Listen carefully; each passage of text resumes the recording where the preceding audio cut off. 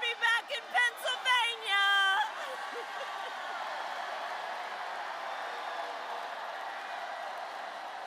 Hey, everybody. All right. Come on. We got work to do. Okay.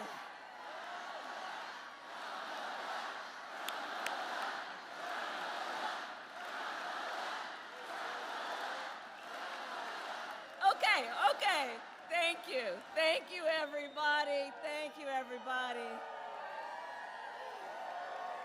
And I want to thank all of the leaders who are here. Thank you all for taking time out of your busy lives to be here this evening. And for all of us to be together. Can we hear it for Senator Fetterman? Your next state Attorney General, Eugene DePasquale. Mayor Schember. Bob Casey, who could not be here tonight because he's out doing what he needs to do to get reelected to the United States Senate.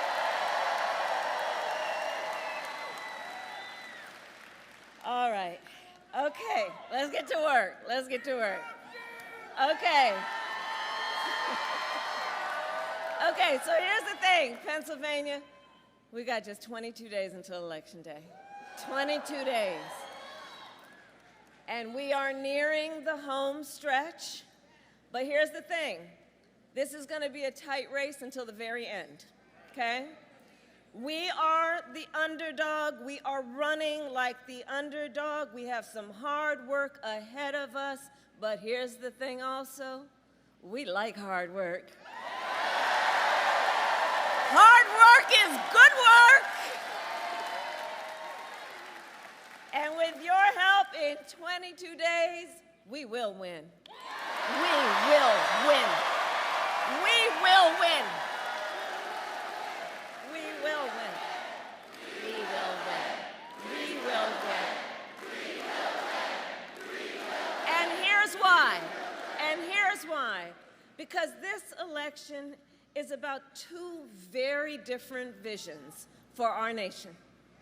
One is focused on the past, and ours focused on the future.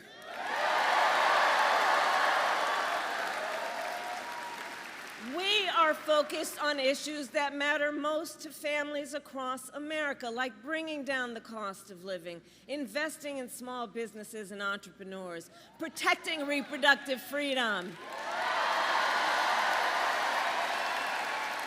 and keeping our nation secure. But that is not what we hear from Donald Trump.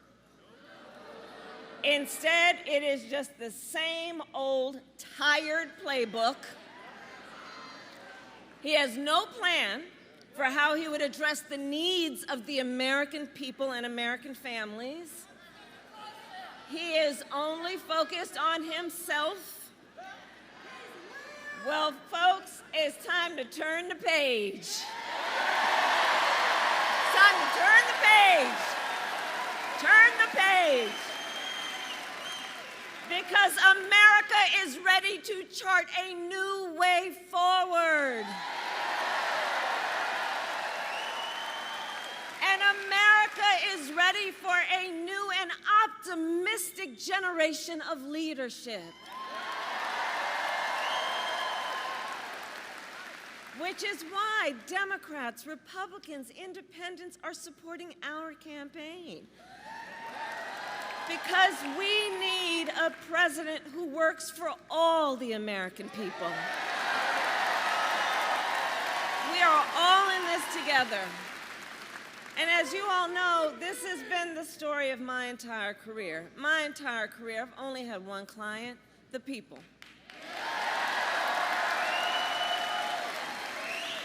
As a young courtroom prosecutor, I stood up for women and children against predators. As Attorney General of California, I took on the big banks, fought to deliver $20 billion from middle-class families who faced foreclosure.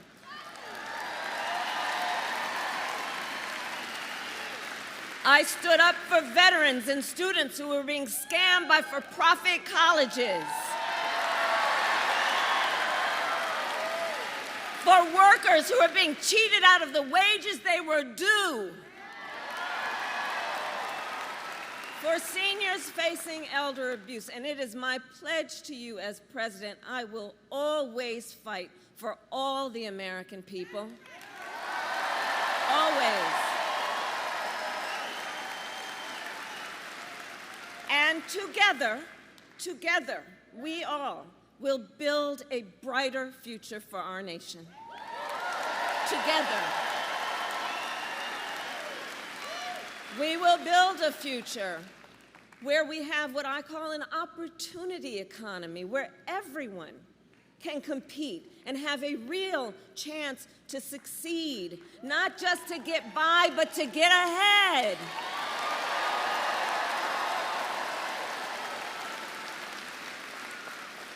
Under my economic plan, and by the way, so dude wants to talk about his plans, which really are about cutting taxes for the richest people. Please do check out the Wall Street Journal or Goldman Sachs or the 16 Nobel laureates or Moody's, who have all analyzed the plans and said mine will strengthen the economy, his will make it weaker.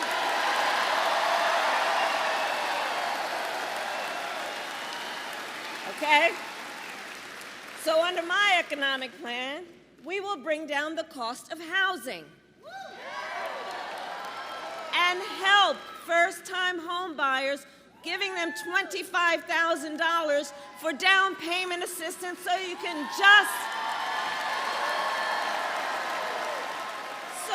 just get your foot in the door. You'll do the rest, you'll save up, you'll work hard, but just to help people get their foot in the door. We will help entrepreneurs start and grow small businesses. How many small business owners do we have here? I love our small businesses. You guys know it's part of my story. My mother worked hard. We lived in an apartment above a daycare center, and it was owned by daycare centers, bless you. And it was owned by Miss Shelton, who we think of and thought of as our second mother, and she was a small business owner. And Miss Shelton, she was like all of you who do this work. You are business leaders, but you are community leaders, you are civic leaders, you mentor, you hire locally. I love our small businesses. Small businesses are part of the backbone of America's economy.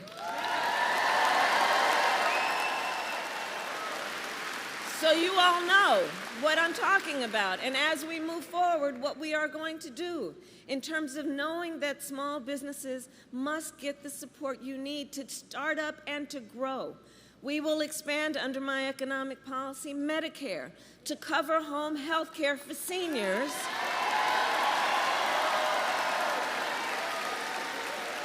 So more seniors can live at home with dignity. And like so many of my priorities, it is born out of a personal experience. Look, when my mother got diagnosed with cancer, I took care of her. And for any of you who have taken care of someone, a senior in particular, you know what that's like. And it's about trying to cook something for them that they might enjoy eating. It's about trying to make sure that they have something that they can wear that won't irritate their skin, right? It's about trying to, from time to time, find a way to just bring a smile to their face or make them laugh. It's about dignity.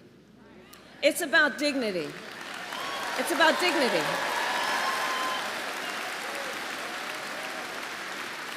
But far too many people who want and need to take care of family members, either you have to leave your job or spend down everything you have to be able to qualify for Medicaid. That's not right. I look at the sandwich generation. So we refer to folks who are raising young children and taking care of your parents, the sandwich generation, you're right in between. Balancing all of that, it's a lot of pressure. And you need and deserve to have the support to be able to handle all of that in a way that we know you are adding so much to our community, societies, and our economies. So I have a plan, and my plan is to make sure Medicare, not so you have to pay down everything and get on Medicaid, so that Medicare helps pay for home health care. So you can do the work you need to get done in terms of the seniors in your life. Under our plan, we will lower the cost on everything from health care to groceries. Look, I'm going to take on corporate price gouging just like I've done before. I'm going to do it again.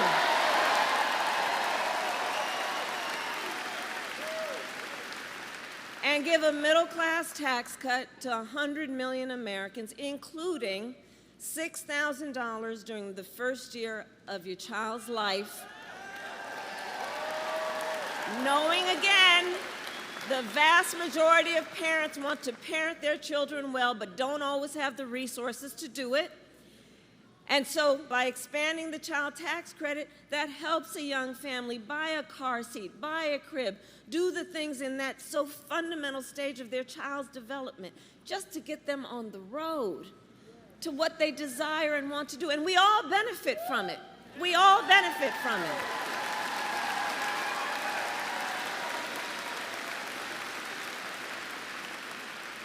So all of this is to say, I will always put the middle class and working families first. I come from the middle class, and I will never forget where I come from. Never forget where I come from.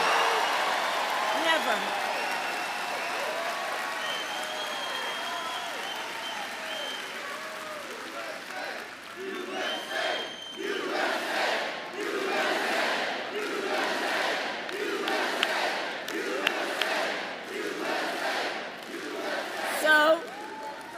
So I just outlined for you a little bit about my plan. Now let's talk about Donald Trump. Well, he has a very different plan. Take, for example, Project 2025. Just Google it. It is a detailed and dangerous plan for what he will do if he is elected president. You know, y'all probably heard me say, Donald Trump, I think in our collective opinion, certainly mine, is an unserious man. But the consequences of him ever being president again are brutally serious. Brutally serious. So on Project 2025 in his plan, Donald Trump will give billionaires and corporations massive tax cuts like he's done before, cut Social Security and Medicare. The plan on that end is to get rid of the $35 cap on insulin for seniors, to make it easier for companies to deny overtime pay for workers. You got to read the plan. I mean, the fact they put it in writing is a whole other thing to be discussed. And he plans to impose what I call a Trump sales tax, a 20% tax on everyday necessities, which economists have measured will cost the average American family more than $4,000 a year. And on top of all of this, Donald Trump intends to get rid of the Affordable Care Act. And he has no plan to replace it. You guys watched the debate. Right. He has, quote, concepts of a plan. Concepts. But seriously, think about it in all seriousness. He's going to then threaten health insurance coverage for 45 million people based on a concept? The seriousness of this cannot be overlooked. Think about that, taking us back to a time we all remember when insurance companies could deny people with pre-existing conditions. You remember what that was? Well, we are not going back. We are not going back.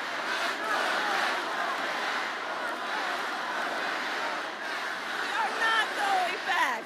No. And why are we not going back? Because we will move forward.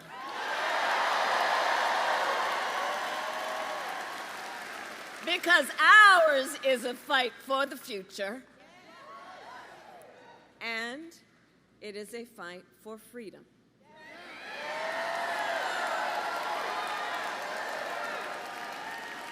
Like the fundamental freedom of a woman to make decisions about her own body and not have her government telling her what to do.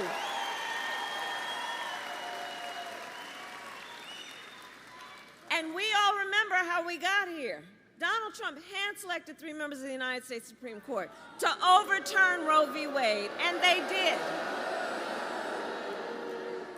And now in America, 1 in 3 women lives in a state with a Trump abortion ban. Think about that. Many of these bans have no exceptions even for rape and incest, which is saying to a survivor of a crime, of a violation to their body, that you have no right to make a decision about what happens to your body next. That's immoral. That's immoral. And let us agree, one does not have to abandon their faith or deeply held beliefs to agree the government should not be telling her what to do. Not the government.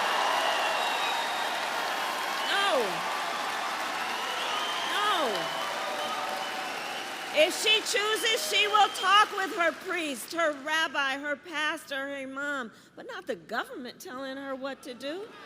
Not a bunch of folks up at a state capitol telling her what to do, as though she doesn't know what's in her own best interest and they know better. Come on. And it is my pledge to you, when Congress passes a bill to restore the protections and reproductive freedom nationwide, as President of the United States, I will proudly sign it into law. Proudly sign it into law. Yes, I will. Yes, I will.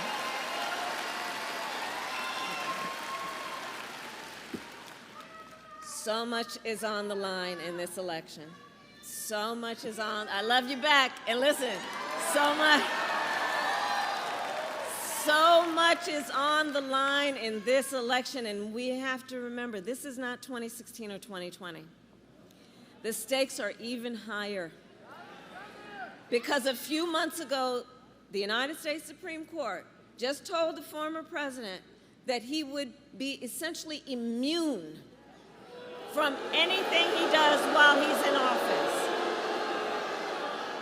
Now, just imagine Donald Trump with no guardrails, right?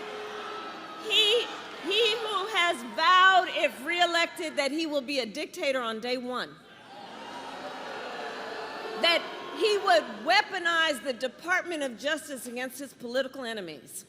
He who has called for the, quote, termination of the Constitution of the United States.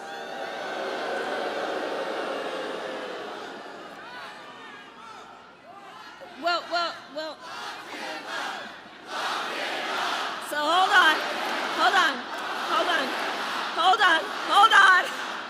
on.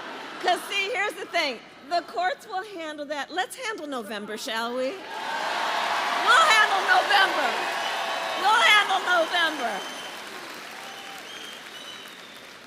And we are clear. Look, anybody who says they would terminate the Constitution of the United States should never again stand behind the seal of the President of the United States. Never again. Never again. Never again.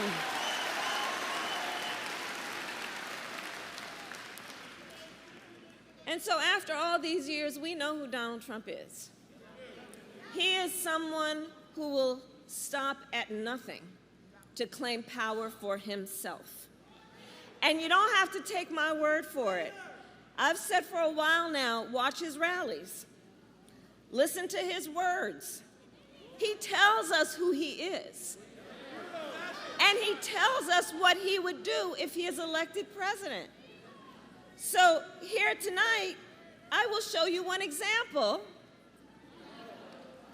of Donald Trump's worldview and intentions. Please roll the clip. The worst people are the enemies from within. The enemy from within. Those people are more dangerous, the enemy from within, than Russia and China. These people should be put in jail the way they talk about our judges and our justices. Now, if you had one really violent day, one rough hour, and I mean real rough. I think the bigger problem are the people from within. We have some very bad people. We have some sick people, radical left lunatics. And I think they're and it should be very easily handled by, if necessary, by National Guard, or if really necessary, by the military.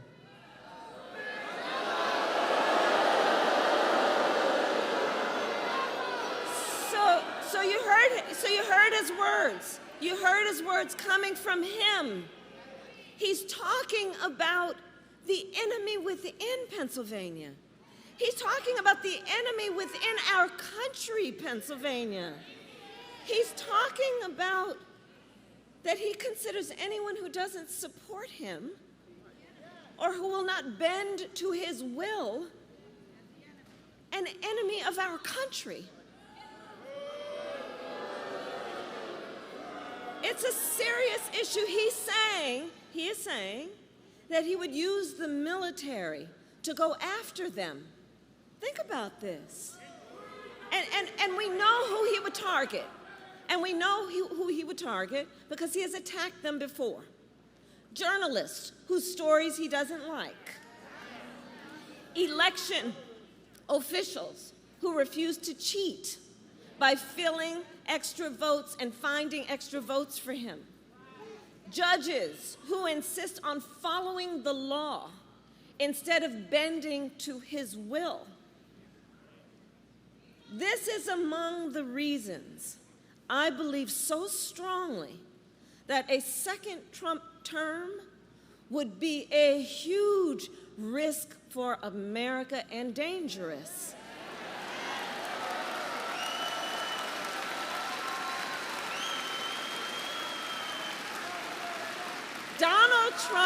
Donald Trump is increasingly unstable and unhinged.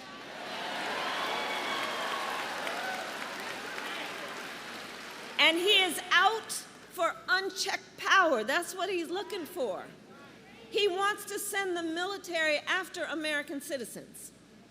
He has worked to prevent women from making their own health care decisions and threaten your fundamental freedoms and rights, like the freedom to vote, the freedom to be safe from gun violence, the freedom to breathe clean air and drink clean water, the freedom to love who you love openly and with pride.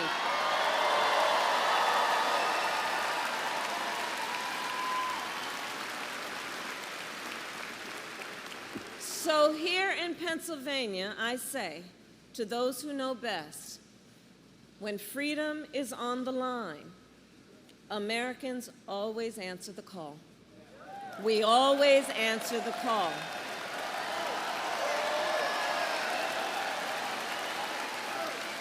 And in this election,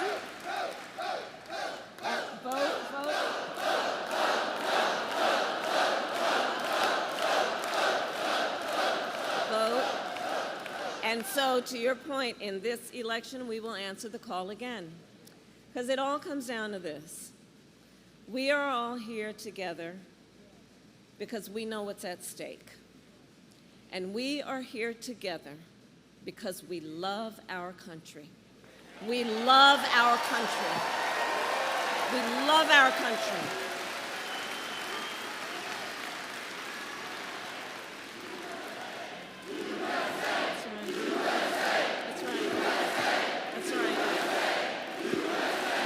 Our country. And I do believe one of the highest forms of patriotism that there is, one of the highest forms of patriotism is to fight for the ideals of our country. That is born out of love of country. To fight to realize the promise of America. So, election day is in 22 days. 22 days. And here in Pennsylvania, early voting has already started. Yep. And Erie County, you are a pivot county.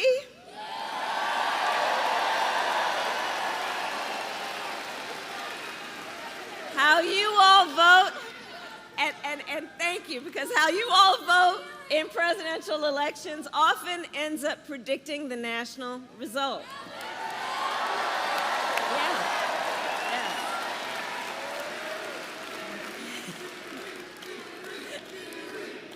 The chant is Erie. Erie.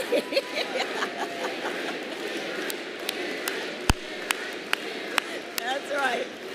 And so in Erie County, you can vote early in person at the Erie County Voter Registration Office from now until Tuesday, October 29th.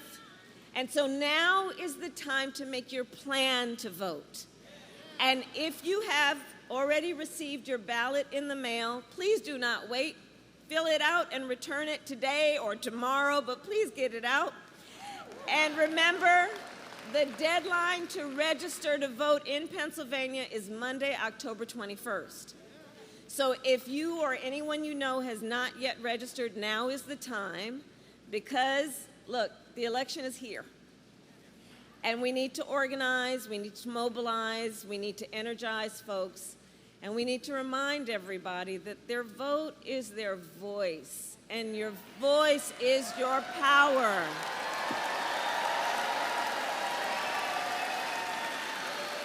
So, Erie, I ask you then, are you ready to make your voices heard? Do we believe in freedom? Do we believe in opportunity? Do we believe in the promise of America? And are we ready to fight for it? And when we fight, we win. God bless you, and God bless the United States of America. Freedom, freedom, I can't move. Freedom, cut me loose. Yeah. Freedom, freedom, where are you? 'Cause I need freedom too. I break chains all by myself. Won't let my freedom rot in hell. Hey, I'ma keep on running 'cause the winner don't quit on themselves.